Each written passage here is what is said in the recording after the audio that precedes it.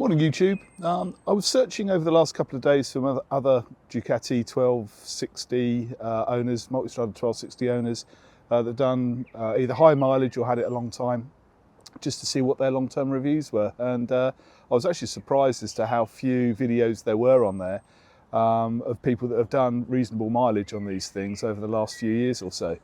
So I thought I'd make this video and just give you my views as far as long-term ownership, or at least high mileage ownership. I've had this bike now since December 2019. Yeah, I know, great timing, just before the lockdown. But I still managed over last year and early part of this year to do over 22,000 miles, all in the UK. A lot of overseas trips were curtailed or non-existent, but I still managed to do trips to Scotland, Wales, all over really, looking at our country, including the West Country and so on. So I've racked up a lot of miles. I only use it for leisure. It's not a commuter at all. So the bike's now got just over 24,000. I bought it as a demonstrator in 2019. The bike is March registered, 2019 model or 19 plate. It only had 1,400 miles when I picked it up, so so I've done obviously the vast majority of those miles. So I just thought I'd try and give you my take, if you like, on the bike and the long-term ownership and some of the costs and some of the quirks, and maybe put a few of the myths to one side. So I'll straight off, for 24,000 miles, I've had next to no problems with the bike. The only problems I've had with the bike are inflicted by myself, which I'll come on to, and a few, I won't call them factory recalls, but a few warranty issues. And I think they're the warranty issues that most people have encountered with this particular bike. So I'll start with the negatives. I hate doing that, but I'll start with the negatives. As far as the stock tyres are concerned, with the Pirellis, I ran those for about 2,000 or 3,000 miles. I didn't like them at all. I didn't like the feel of the bike. I was actually going to sell it. So after a bit of hunting around, a few other recommendations, I switched to the Michelin Road 5s. And for me, they've transformed the bike. I'm not an off-roader. I'm much more of a road rider. I am a quick rider. I'm not what I would call a fast rider, but I am quick. I like to use the sportiness of the bike. That's why I bought it, with obviously a much more upright and comfortable riding position. So I do like cornering, and the tyres, these tyres just give me so much more confidence. Great tyres, but I have gone through a fair few sets. Like I say, it's just 24,000 miles. It might be even more than that. I can't even check. We'll check later. But I've just put on my 4th set of these. So if you work the math out, that's roughly 5,000 miles. I do change fronts and backs at the same time. I did have one puncture that couldn't be repaired on the rear soon after I fitted it, so they were slightly out of kilter. But I'm getting approximately 5,000 miles, give or take, out of a set of these roads. Now, some people say they get an awful lot more, some people say they get double that. I'm a big lad, don't know whether that's got to do with any of the settings or the way I ride it, but anyway, I'm getting 5,000, almost near as damn it, 5,000 each time I change it, so not too much of an issue.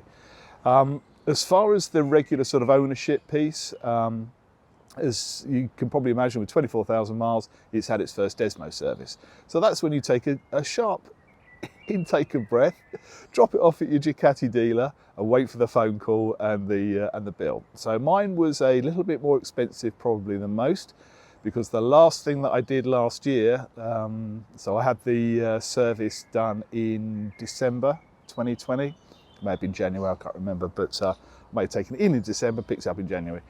But I had a stone go through the radiator.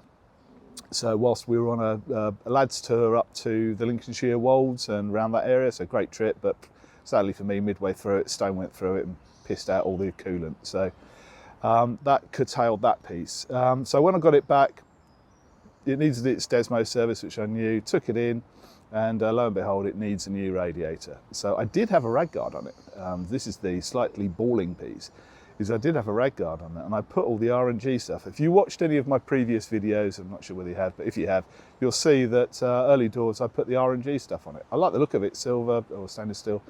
looked good, but it was quite thin, it was quite flimsy, and the gaps between the veins, if you like, or the gaps between the slots, was quite large. So I'm not blaming it on R&G. I'm just saying, you know, that that because it was quite flimsy, apparently it had also worn away at part of the veins on the radiator. This is what my Ducati dealer was telling me. So, you know, I obviously respect their advice, but, you know, don't come at me, if you like, from an R&G perspective. If you've had great experience, then great. But obviously I did about 17,000 miles, maybe 16,000 miles with those rad guards on it, and they did show me the old radiator, and I could see where it had worn away. So, you know, take it as it is. So since then, I've had to I've replaced all of those, and I've put EvaTech on. So I've gone for the EvaTech top and bottom rad guards, and obviously the sump guard as well, just in front of the front manifold. You know, EvaTech are great. I've got other EvaTech on the bike. Don't know why I didn't put it on in the first place. I wanted stainless steel, you know, vanity, there you go. But the other EvaTech stuff that I've got, mainly on the tail tidy, is excellent. So, you know, I had all that done during the Desmo service, and my Desmo service actually came up at 19,000 miles, so I was a little bit over.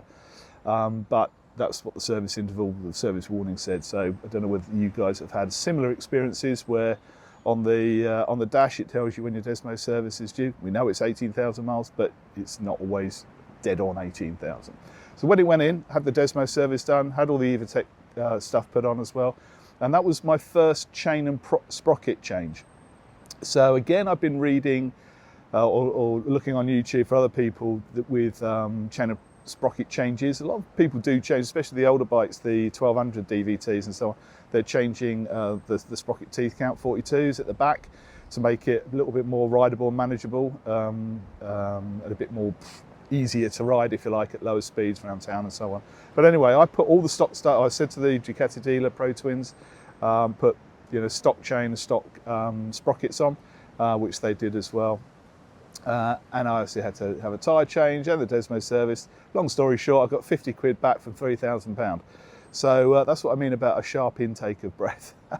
It all adds up. The radiator itself, 750 quid if you do one of these, so bear that one in mind. So it all racks up, but, you know, got it all done in one go and done and dusted. So that was my Desmo service. I've only had to have one other service before. That was the 9,000 miler, which I did. Reasonably inexpensive, 250 quid, something like that, can't remember. Probably had some tyres done at the same time, but as per usual. So that's relatively inexpensive. I have had other or additional oil and filter changes. I just do it. So interim between that, I've had 2 extra oil and filter changes, not needed, but I just feel happier doing it every 5,000 miles, just my thing. So apart from that, tyres, the standard service, oil filter change, I haven't had to do anything else to the bike. And apart from that one issue that I had with the radiator guard, nothing else has gone wrong. Apart from, so a couple of factory things. These are a little bit called cosmetic, but on this side by the water pump, actually let's just take this, you can see it from there. The water pump housing, the sort of bronzy colour, silver matte cover, it's renowned for having a sponge inside it. I thought it was a joke when I first heard it, but yeah, it does have a sponge inside it, or did. From factory, I don't know why, but humidity, maybe gather some humidity, I'm not too sure.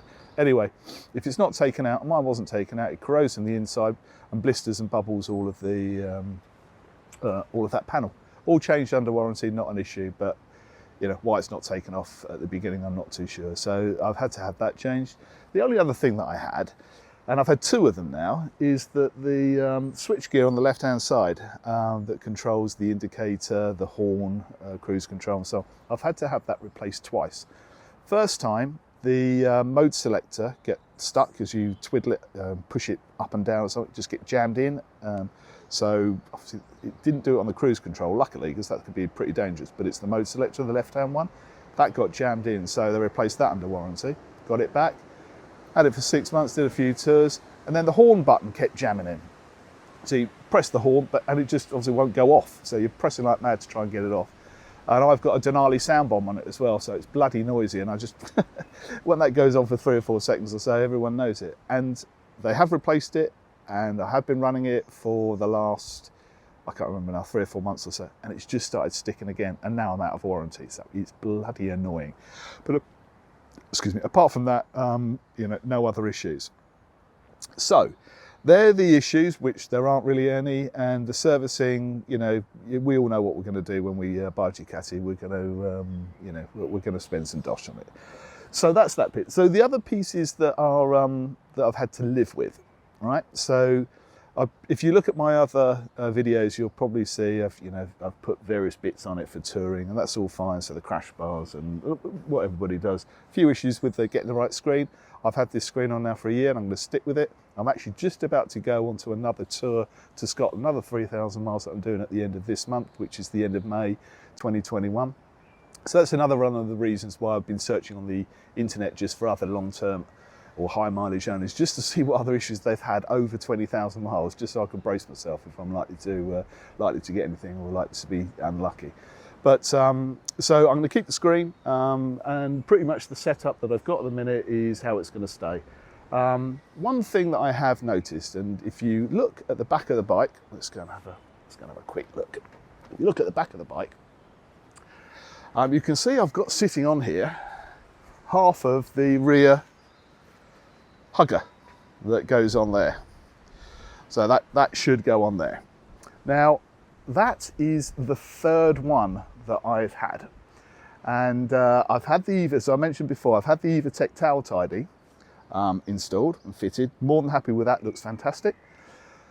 One of the downsides to it, obviously if you use the standard number plate, is that it hangs down, you know, a couple of inches further here.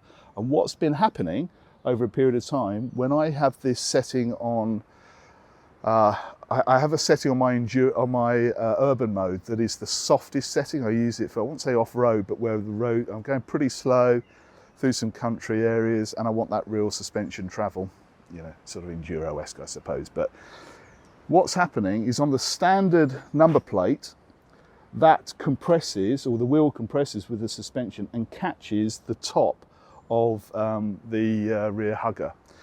So it's taken me 2 of these things. They're only 65 quid, but it's the principle really that, you know, you do have to, the way I found you have to address it, hopefully, is I've got a smaller number plate. You can probably see on there. It's a slightly smaller number plate. Hopefully you can see that. Slightly smaller number plate, but it is 2 inches less.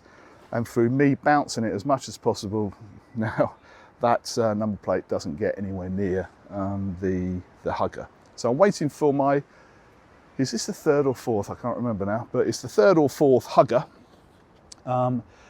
for this particular bike. So so that's just something to bear in mind if you're going to have a tail tidy and you ride it in you know, very soft suspension modes. So apart from that, you know, like I say, it's just the general ownership piece. I haven't had too many issues, like I say, at all. I'd be really interested if there are some, like I say, higher mileage owner Multistrada 1260 or even 1200. It doesn't really matter. It's all the same bike, really. You know, what issues you may have or what you have had. And I don't know whether this bike is a strange example. You know, obviously I do use my bike and it has got a lot of miles on it. I'm probably going to end up by the end of this year over 30,000 miles. So, you know, be a 3-year-old bike with, or 2.5-year-old bike with 30,000 miles. Is that unusual? Probably is. But anyway, I'll be interested to see what you have experienced yourself. Leave some comments below. Like and share with others that you might think that have got Multistrada with decent miles. And I will probably update you when I get back from Scotland as to what, if anything, went wrong or not. But anyway, till then, ride safe, enjoy the weather as it's starting to turn now, and I'll see you soon.